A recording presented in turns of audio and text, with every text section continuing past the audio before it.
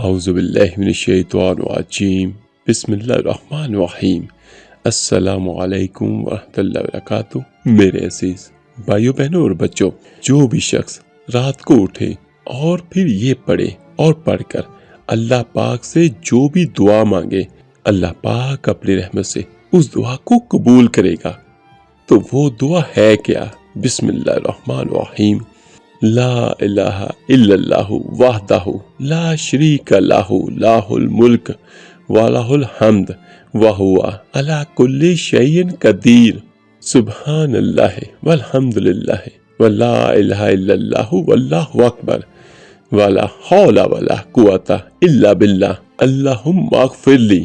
اور حدیث کے الفاظ کم و بیش یہ بنتے ہیں، اور حدیث میں ہمیں کم و بیش یہ الفاظ ملتے ہیں کہ یہ الفاظ، یہ دعا، یہ کلمات پڑھ کے اس کے بعد اللہ پاک سے جو بھی دعا مانگی جائے وہ قبول ہوتی ہے۔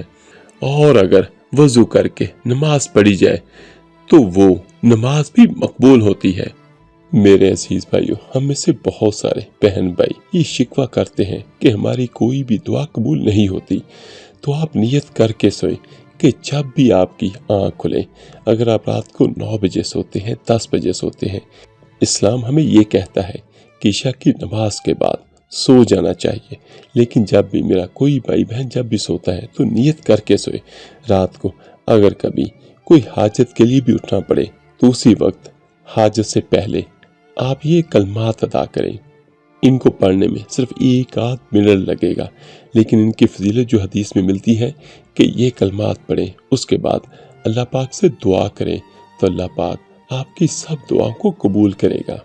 اور آخر میں دعا ہے، جس میرے بھائی بہن کی جو بھی دعا قبول نہیں ہو رہی یا جو بھی کوئی رکاوٹ ہے، تو اللہ تعالیٰ اپنی رحمت سے سب رکاوٹوں کو دور کرے اور سب کی دعا کو اپنی بارگاہ میں قبول کرے۔ آمین ثم آمین۔